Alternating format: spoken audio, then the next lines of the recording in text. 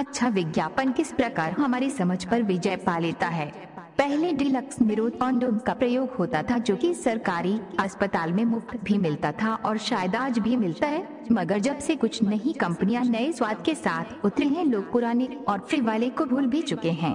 पहले मैं clinic plus लगाता था, फिर ऑल क्लियर से डब, अब तरह से मैं मुझे इस बात से बिल्कुल भी लेना देना नहीं कि किसके प्रयोग से मेरे बाल बेहतर थे, बल्कि मुझे बस वही इस्तेमाल करना है जो मार्केट में बेहतर है।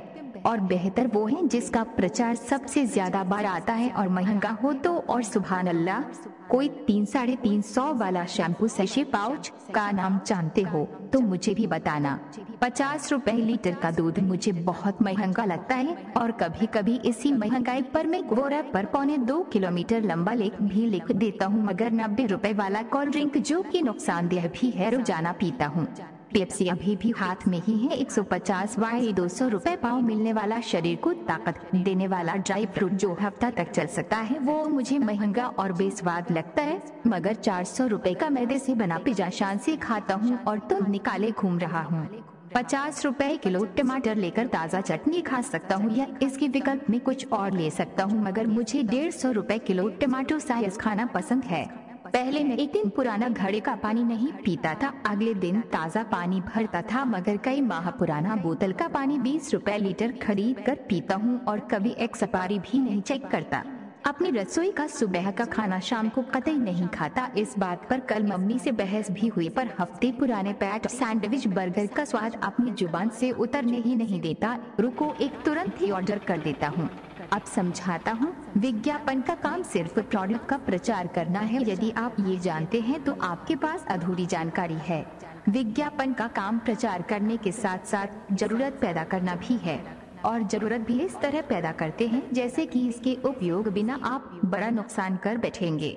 और तीसरा काम ये है कि पुराने प्रोडक्ट में मात्र दिखाने भर के लिए बदलाव कर दो और फिर उसको दिखा दिखा कर प्रचार करो। ये भी प्रचार का तरीका है।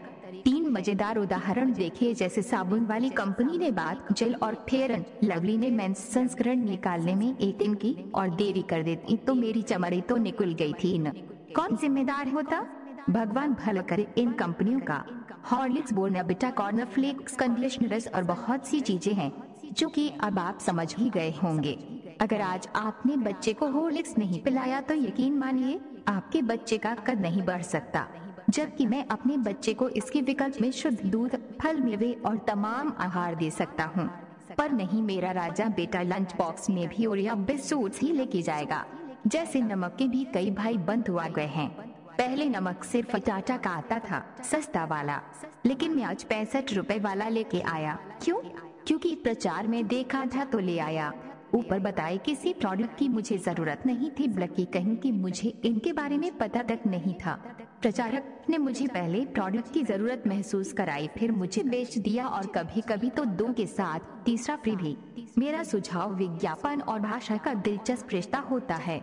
उसकी भाषा में ऐसा लचीलापन, गतिशीलता और संभावना की अनचिन ही परतें दिखाई जाती हैं जो कंगाल भी ललायत हो जाए। विज्ञापन भाषा अपने निश्चित सीमांतों को तोड़कर नए मुहावरों में ढलती है। जैसे कवि अपनी कविता में शब्द की अनेक अर्थ व्यंजनाएं निर्मित करता है, वैसे ही विज्ञापन भी अपने मूल संदेश को सपनों का जामा पहनाकर आपको नया सामान बेच जाता है और अनजाने में आप ठगे जाते हैं।